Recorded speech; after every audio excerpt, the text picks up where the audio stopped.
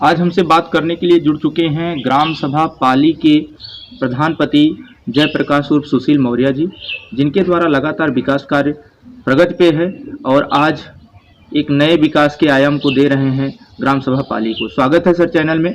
आज बुद्ध पूर्णिमा का दिन है जो कि पूरा विश्व मना रहा है और शांति का संदेश जैसा कि महात्मा बुद्ध ने दिया था, तो उनको लेके आप क्या कहना चाहेंगे, क्या संदेश देना चाहेंगे? सबसे पहले आज बुद्ध पूर्णिमा है। मैं सबको हार्दिक बधाई देता हूं और नमन करता हूं। ऐसा महापुरुष हमारे देश में आया जो पैदल चल करके कई देशों में अपने ही संदेश से हर देश को, हर इंसान को सही मार्ग बताए, अच्छी राह पर चलने के लिए बताए। और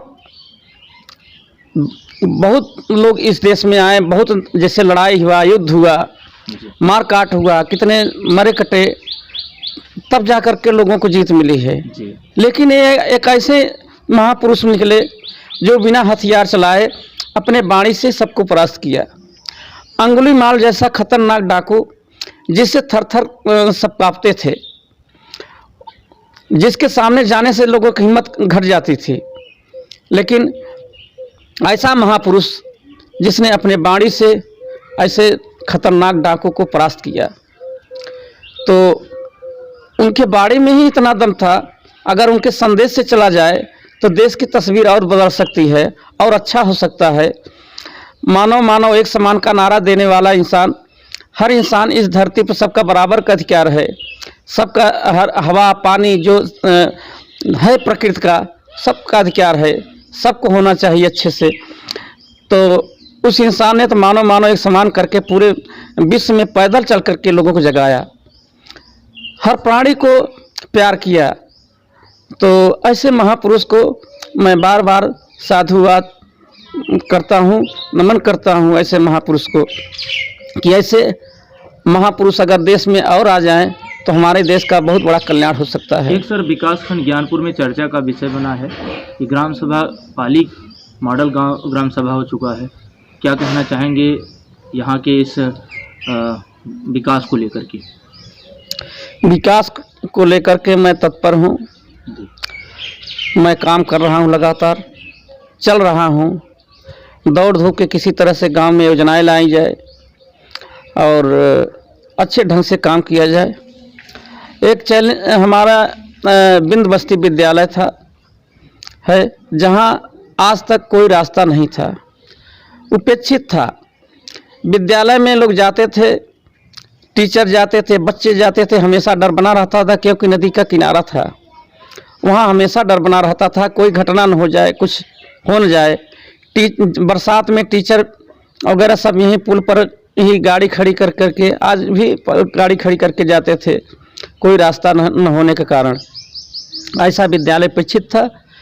लेकिन उस विद्यालय से भी हमारे टीचरों ने मेहनत करके, जब मैंने उत्साह बढ़ाया, गया वहाँ और मैंने कहा मैं यहाँ के लिए दृढ़ संकल्पित हूँ और मैं यहाँ के लिए रास्ता बनाऊँगा, यहाँ का बाउंड्री वाल बनवाऊँगा, इस स्कूल को मैं सुरक्षित करूँगा, क्योंकि विद्यालय से ही सबका विकास होता है, शिक्षा से ही हर चीज़ का नींव है, विकास है।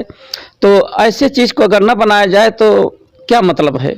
जहाँ ज्ञान मिल रहा है लोगों को, जहाँ लोगों को एक रास्ता मिल रहा है आगे बढ़ने का, तो ऐसी जगह को मैंने देखा, किया। मैं 2 बार डीएम की यहाँ एप्लीकेशन दिया, कोई सुनवाई नहीं हुआ।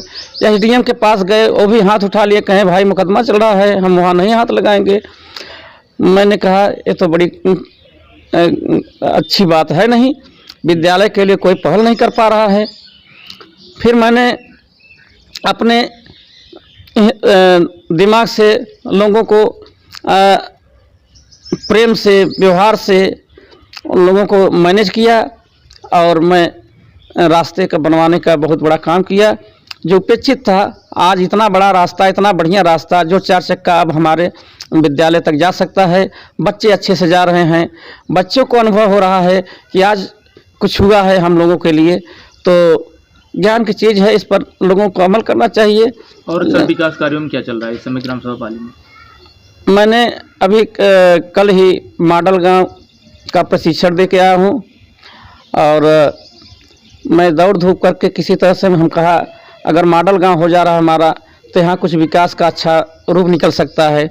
जो गंदगी हो रही है ODS प्लस बताया जा रहा है, ODS प्लस ODS तो मान लिया सरकार ने स्वच्छता मिशन के तहत शौचालय पूरे गांव में दिया और देने के बाद फिर भी शौचालय सुरक्षित नहीं है, लोग जाके खुले में शौच कर रहे हैं। जी जी। तो सरकार ने सोचा ये तो बड़ी गड़बड़ी है, तो स्वच्छता मिशन कहाँ है? तो जहाँ गंदगी है स्वच्छता मिशन कोई बात मतलब ही नहीं है। फिर मार्केट का सफाई करवाया गया, मार्केट में भी सामाजिक रूप से कोई आगे नहीं आ रहा है। तो भाई हम अपने दम पर करवा रहे हैं, अपने हिसाब से करवा रहे हैं। DM साहब का आदेश है, हम गांव में किसी से लड़ाई झगड़ा नहीं करना चाहते हैं, किसी से उलझना नहीं चाहते हैं। मैं प्रेम व्यवहार से सबको अपना दिल जीत करके उनका काम करना चाहता हूं। और अभी खेल मैदान आगे बनने जा रहा है, मैंने उसके लिए गया, मैं अधिकारी से मिला, हम कहा हमारी फाइल क्यों नहीं आगे जा रही है।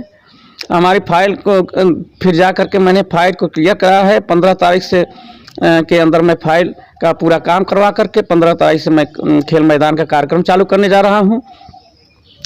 और खेल मैदान हो रहा है और जो RTO मोटर ट्रेनिंग सेंटर के लिए जो पहला केंद्र हमारे गांव में बन रहा है जी, ये भी हमारे गांव के विकास का बहुत महत्वपूर्ण चीज़ है। तो गांव में अगर विकास हो रहा है तो उसमें सामाजिक रूप से लोगों को साथ में आना चाहिए और साथ देना चाहिए, तब जाके गांव का एक सर्वांगीण गांव का विकास होता है, अच्छे कार्य का वो होता है। तो मैं सोचता हूं हमारे अपने ग्रामवासियों को बहुत बहुत धन्यवाद देना चाहता हूं कि सब लोग हमारे साथ आए और काम अच्छे से करवाएं और गांव का विकास हो, एक अच्छा रिजल्ट दिखे और गांव से अच्छा तुलना हो कि यहाँ पाली में कुछ हुआ है, पाली में दिख रहा है काम।